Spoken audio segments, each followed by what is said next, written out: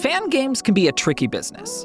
IP holders like Disney and Nintendo will slap your passion project into orbit before it can even get off the ground. Sometimes it's easier to turn your fan game into something original, but there's something to be said for playing in worlds we already know and spending time with our favorite characters. We're here to salute those intrepid developers who decide to laugh in the face of copyright law. Despite almost universally having no funding, few resources, and the looming threat of legal trouble, these passion projects can blossom into incredible works of art.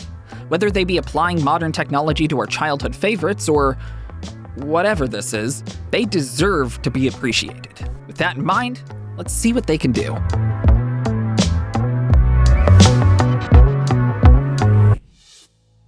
God, this show was good. If you haven't checked it out yet, you absolutely should. It's got some of the best character development, fight scenes, and world building out there. That makes it a prime candidate for being turned into an amazing game, but all we really got were a few simple beat-em-ups back on the GameCube and PS2. The rich world absolutely begged to be explored, but nothing ever came along that really did it justice. Luckily, Elca Gaming decided to take matters into their own hands.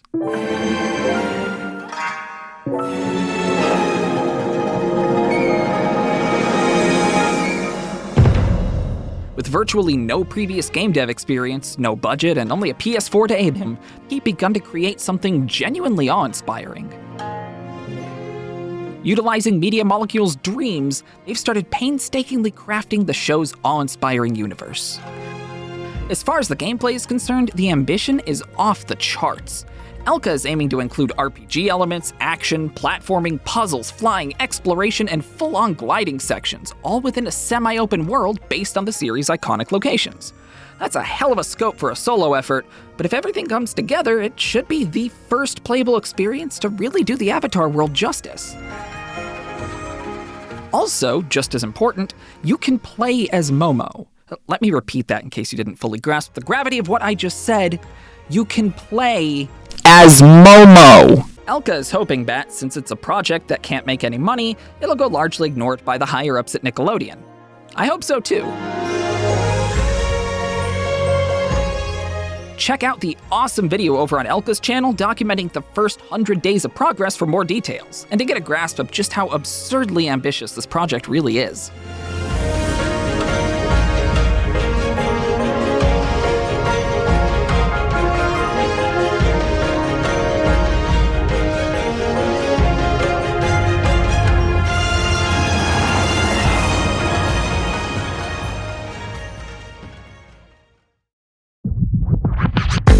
Everyone I've ever talked to who's played The Simpsons Hit and Run looks back on it fondly.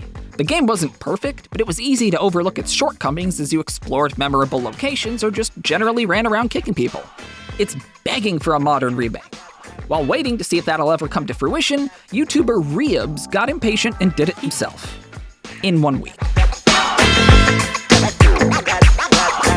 It took a lot of ingenuity and a ton of clever shortcuts, but the progress he made in just 7 days is absolutely astounding.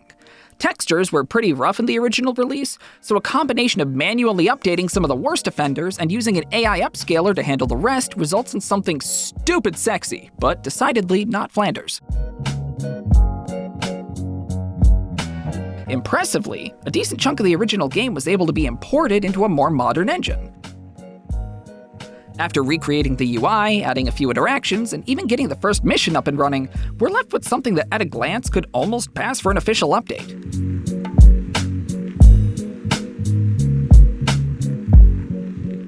This game getting remade in an official capacity is honestly just a matter of time, but it's awesome to have Reubs' effort to mess around with in the meantime. According to a totally official survey that we didn't just mail ourselves, Hit and Run ranks pretty highly on the list of most wanted remakes. What remakes or re-releases are you holding out for, and why are they the first 2 Viewtiful Joe games? Let us know.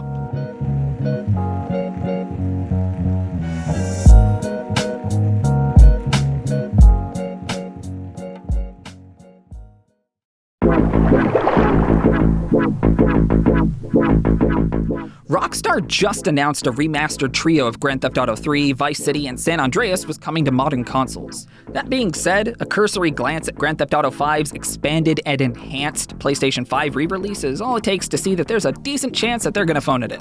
There's no replacement for passion, so let's see what a fan-made remake would look like. This one's actually a lot more simple than I'd have guessed. someone decided that we should take Vice City and push it somewhere else. That someone? Lunkables. And that's somewhere else. Grand Theft Auto 5.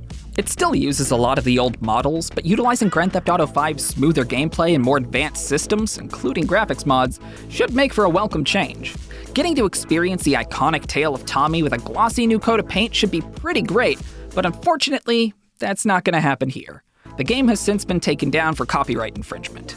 Not even his newfound ability to swim could help Tommy escape the law. At least we've got an official remaster coming in the near future. Let's just hope it's an effort worthy of the original game.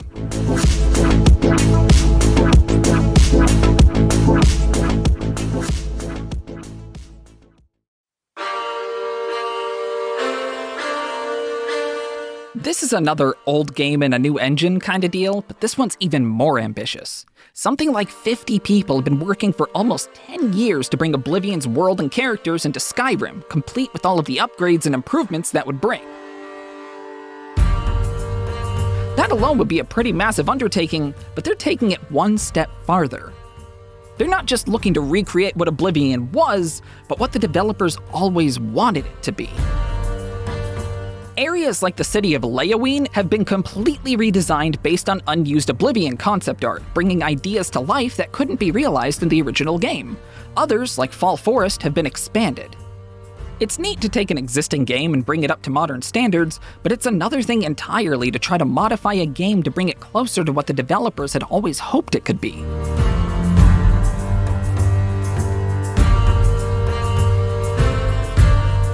The team is content to continue working on the project without any compensation, instead just taking joy in working with like-minded individuals on something they're all passionate about.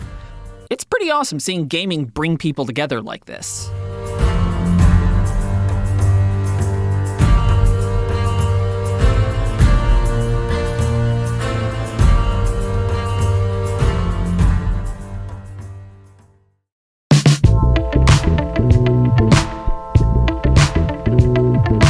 Fans coming together to make something out of love for the community? You'll love to see it. You want to know what I don't love? This.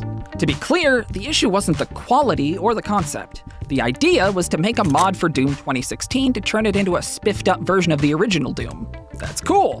The issue is that, in order to get there, they stole content from other modders and even had intention of making money off of it. Decidedly less cool.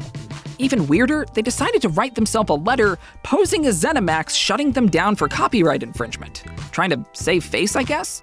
It didn't work, they were found out almost immediately, and then just kinda slunk off to the dark corners of the internet, taking any chance of their project seeing the light of day along with them.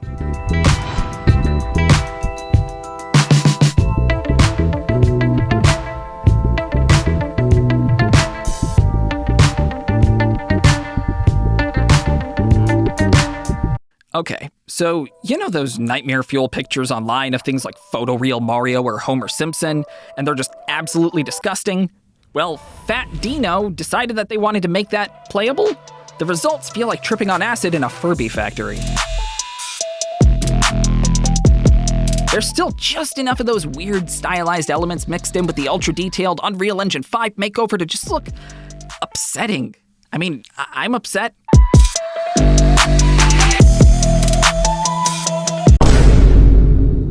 Aguineu, and I'm really sorry if I mispronounced that, decided that I should be upset too, because they do a lot of similar work. Theirs isn't as nightmare-inducing, but I don't know, man. I trust that snake even less than I trust the average snake. Minesweeper, snake, I don't know about you, but this is why I build a high-end PC.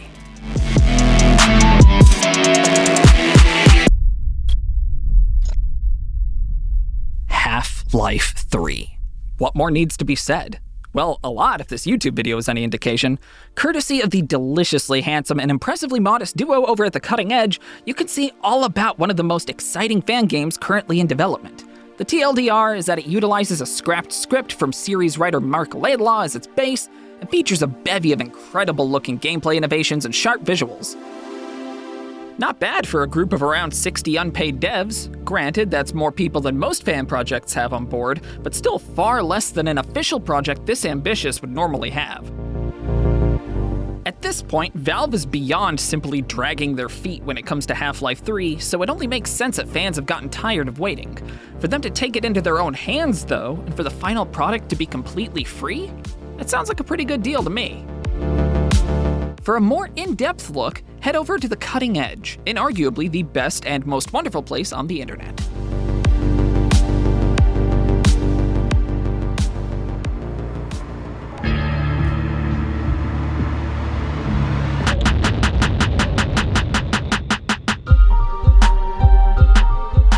Official projects will always have the bigger budgets and larger workforces, but if nothing else, I think we've shown what even a small handful of people can accomplish when they love what they're doing.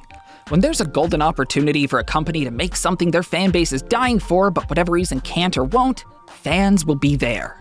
They will literally teach themselves game development and produce a product themselves rather than go without their favorite properties.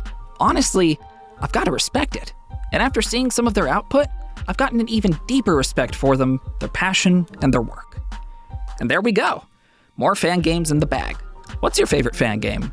Personally, I can't get over how incredible AM2R and Project M are. I hate asking, but if you liked the video today, commenting, subscribing, and ringing the bell are the best ways of helping us out and letting us know that we're making the kind of stuff that you want to watch. Speaking of stuff you'd hopefully like to watch, I've actually started making some solo content over on my channel here. One of my first videos is all about Nickelodeon All-Star Brawl, which feels like it has all of the passion of the best fan projects behind it. It even includes a character from Avatar. See? Seamless segue. Till next time, I'm Joey Nasser, this is The Cutting Edge, and I'll catch you later.